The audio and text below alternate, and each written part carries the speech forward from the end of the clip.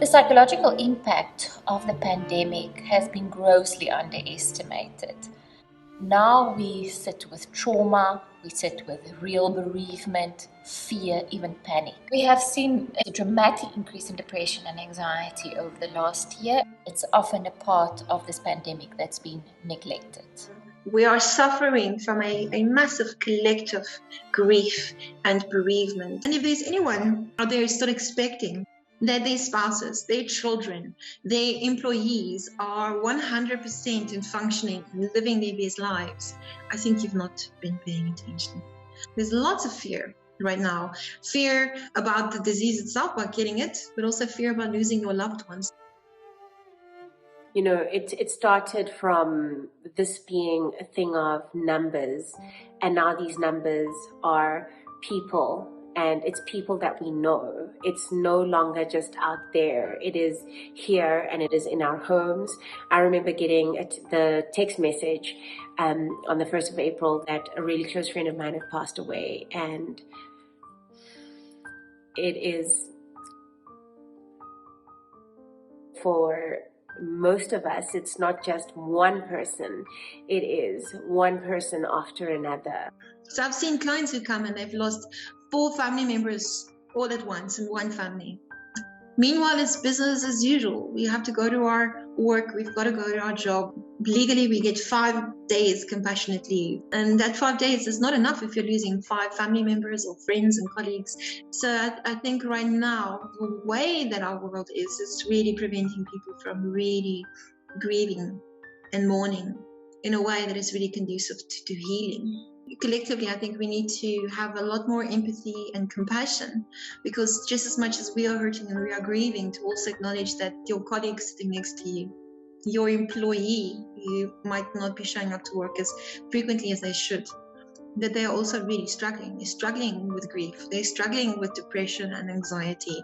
They're struggling in this new normal. When something or somebody that we love are at risk, it causes a great existential crisis in our life. And I think this is also what this pandemic has been doing. People are confused. Sometimes they feel that the rug has been pulled from right under them. They ask why questions. They question themselves, they question God, they question things that they previously believed or trusted in. If we can do what we can to get the numbers down, we are still going to sit with a whole bunch of people who now have endogenous long-term anxiety disorders, depressive disorders, obsessive compulsive disorders, really things that are going to follow them around longer than COVID-19 does.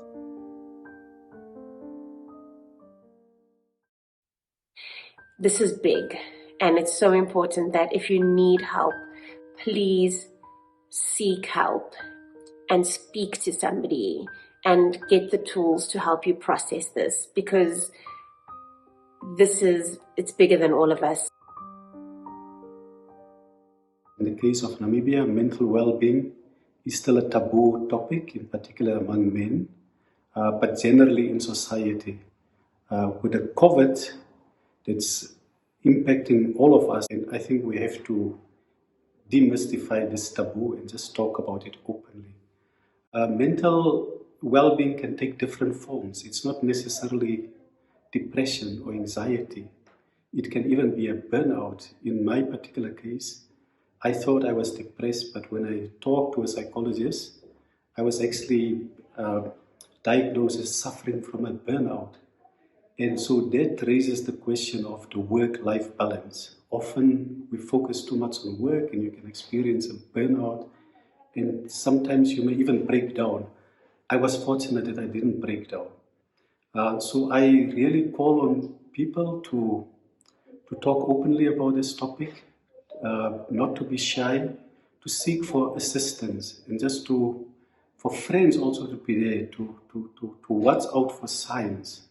I think as friends, sometimes you can pick up that your friend, your colleague, may be going through a difficult time, but just be kind and give at least just an ear that people can listen to. There's still so much taboo and stigma around therapy and seeking help. You don't know when you're going to need those tools until you need them. And I truly don't think I would be here today if I hadn't sought help when I needed it in the past. I am so grateful that my inner world is what it is and that I have actively worked on building my inner world, because a month ago I went through possibly one of the hardest times I've ever gone through. And had I not had those tools that I'd gotten through therapy and really spent years working on my mental health, I honestly believe that I would have died. I am raising 2 boys and I have come to learn this. All the feelings matter, even the tantrums. They are communicating something.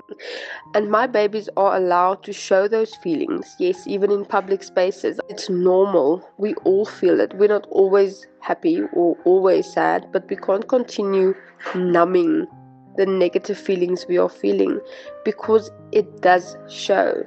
It shows in abuse and in abandonment. I hope that I'm enabling my boys to one day talk about everything they feel and experience, but we have to start talking about it from a very young age. It's super important that we all just acknowledge the state of the world right now. We acknowledge the impact that it's having on us. So if you are struggling right now with depression or anxiety or struggling to grieve, first step is to be able to speak about it and to acknowledge it. I think our stories give other people permission to do the same. I think what we should do is to normalize that it's okay to not be okay. Right now, they are constant companions. This grief, this fear, this anxiety, integrating them, especially now, is so important, because we're all a little scared and we are all a little anxious. We as human beings are individuals that has the capacity to search and look for meaning. In a pandemic like this is the best option alternative we probably have. We need to look at our lives and reappraise what is important to us, our priorities. We have to practice gratitude. So one of the ways that we can cope with this is, first of all, to stand together. Despite being isolated, we can be connected. We can stand with each other and care for each other. All of us need something to hold on to, something to believe in, and really to be kind and generous and loving to one another. Collectively, to hold space for each other, collectively to acknowledge that we are all really being impacted by this, really on a level that none of us could have conceived a year ago, and to just really normalize that it's okay to not be okay.